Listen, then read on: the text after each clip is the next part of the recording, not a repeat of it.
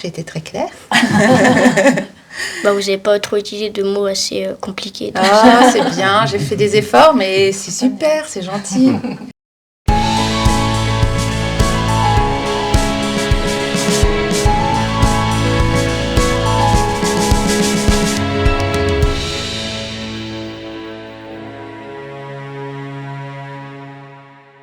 Bonjour, moi c'est Simon et je suis au collège François Zolto de Passy. Très bien. Vous êtes élu de quel sujet ? Alors, je suis élue au conseil départemental, déléguée aux personnes âgées, au handicap et à ce qu'on dit la MDPH, c'est-à-dire la maison départementale pour les personnes handicapées. Vous avez fait quelles études pour arriver jusque-là ? En fait, très souvent, les études ne sont pas forcément en lien avec ce qu'on souhaite faire quand on est élu ou en politique. Moi, j'ai fait des études de commerce. D'abord, j'ai fait des études scientifiques et ensuite des études de commerce. Donc, moi, mon métier au départ, c'était dans la communication, le marketing et j'ai travaillé dans les transports en commun. Et en fait, c'est plus dans ma vie personnelle que je me suis intéressée finalement à tout ce qui concernait le bien commun, la collectivité, le service public. Et est-ce que vous avez eu un autre métier à côté du métier d'élu ? Oui, moi j'ai un autre métier.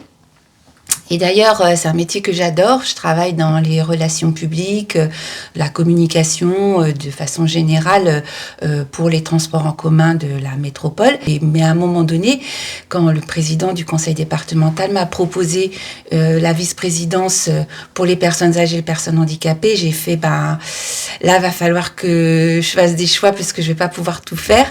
Donc, c'était un petit peu un crève-cœur. Mais j'ai gardé quand même un mi-temps. Et combien vous gagnez par mois ? Alors, je vais te dire un revenu net. Bon, mon indemnité de vice-présidente au conseil départemental, c'est environ 2 300 €. Et donc ça nous oblige aussi vis-à-vis des citoyens. C'est beaucoup de travail, mais en effet, on est redevable aussi par rapport à notre indemnité.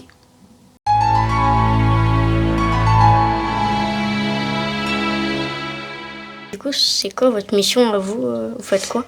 Alors, la mission autour de tout ce qui est personnes âgées et personnes en situation de handicap, de façon générale, c'est de faire en sorte que, quelle que soit sa perte d'autonomie pour les personnes âgées, quand elles commencent à avoir des difficultés à manger ou des difficultés à marcher toutes seules, par exemple, eh bien, quel que soit le handicap, quelle que soit la perte d'autonomie, c'est que ces personnes-là puissent vivre le plus normalement possible.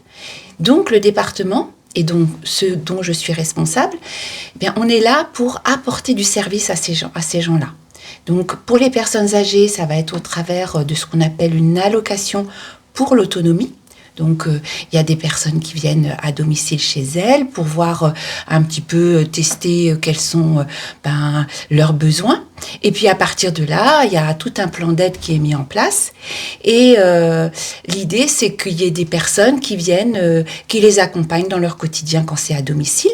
Et puis, à un moment donné, quand les personnes ne peuvent plus vraiment vivre à domicile ou quand elles choisissent de ne plus vivre à domicile, elles vont aller dans ce qu'on appelle une maison de retraite, par exemple. Le conseil départemental est là pour financer tous ces services-là. Et si vous aviez autant d'argent que vous voulez, qu'est-ce que vous ferez en premier pour aider les personnes âgées ? Ah, si j'avais beaucoup d'argent, là, si je pouvais... Eh bien, en fait, ce que j'aimerais, c'est que, tout d'abord, les personnes qui accompagnent et qui aident les personnes âgées soient beaucoup mieux rémunérées. Que ce soit des personnes qui soient valorisées dans leur travail, qu'elles aient des super voitures de service pour aller d'une maison à l'autre, qu'elles aient du bon matériel pour s'occuper des personnes âgées. Et la deuxième chose, je ferai en sorte que toutes les personnes âgées, à partir du moment où elles souhaitent aller dans un établissement, elles puissent s'offrir le confort, c'est-à-dire qu'elles aient des chambres plus grandes, qu'elles puissent avoir des activités tous les jours, qu'elles puissent aller chez le coiffeur tant qu'elles veulent, si ce sont des dames, même des messieurs. En fait, je voudrais qu'on puisse vieillir de façon confortable et généreuse. Vraiment, c'est ça que je ferai en premier pour les personnes âgées. Qu'est-ce qui vous a sensibilisé à vous occuper des personnes âgées et les personnes en situation de handicap? Alors, pour tout te dire, je n'ai pas choisi. Je me suis pas dit, j'ai pas dit au président Jean-Luc Chenu, je lui ai pas dit, Monsieur le Président, j'ai envie de m'occuper des personnes âgées, des personnes en situation de handicap. C'est pas comme ça que ça s'est passé.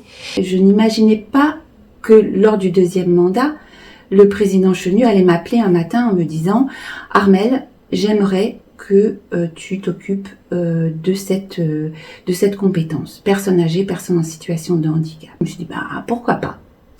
Et j'imaginais pas ça, j'imaginais plutôt l'insertion. Donc je n'étais pas sensibilisée a priori sur ces sujets. Et en fait, quand tu commences à travailler dessus, tu peux que te dire, mais c'est un sujet passionnant. C'est quelque chose qui est au cœur de notre humanité parce qu'on vieillit tous. Et puis moi, mes parents, par exemple, ils sont âgés. Et donc quand je vais visiter les EHPAD, quand je m'occupe en fait d'une question autour des personnes âgées, je pense à eux. Donc je n'étais pas sensibilisée et aujourd'hui, après quelques années, donc c'est depuis 2021 que je suis déléguée à ce sujet, et bien depuis je suis passionnée.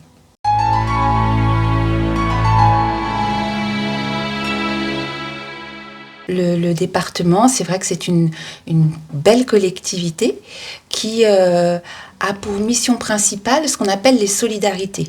Les solidarités à la fois humaines et territoriales. Ça veut dire quoi? Ça veut dire que nous nous occupons, nous, conseil départemental, des personnes qui sont ce qu'on dit vulnérables. Donc ça va être les enfants qui sont en danger.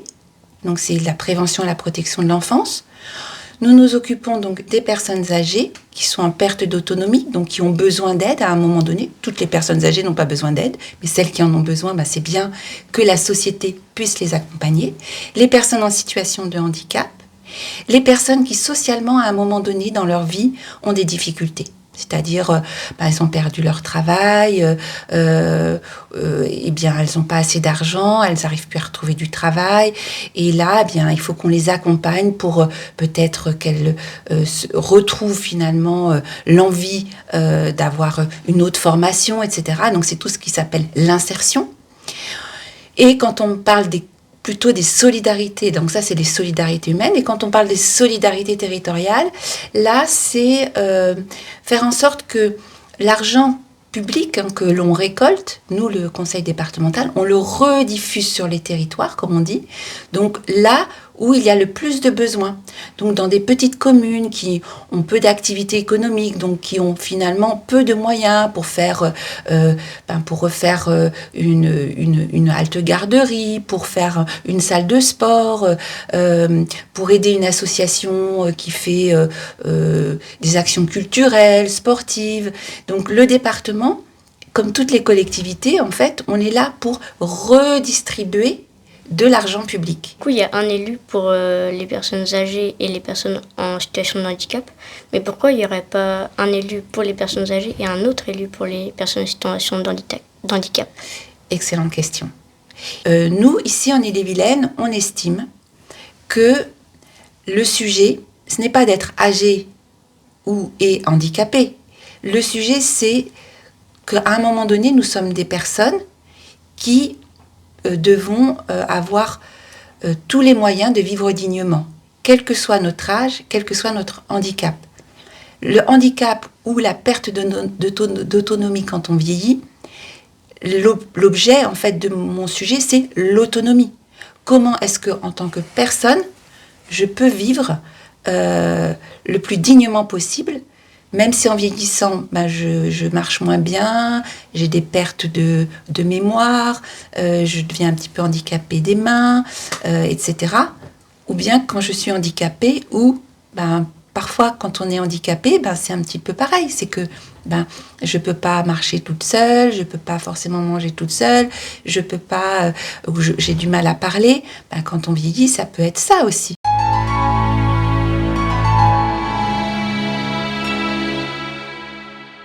Imaginez les élus qui s'occupent de tout ça, puisque tu m'as posé la question, de quoi vous vous occupez?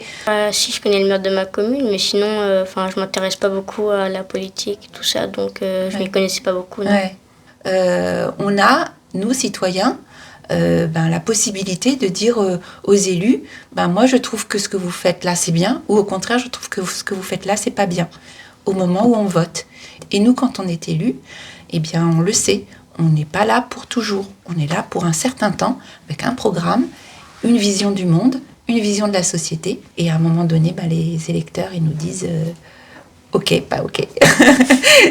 C'est comme ça, mais c'est bien, c'est ça la démocratie.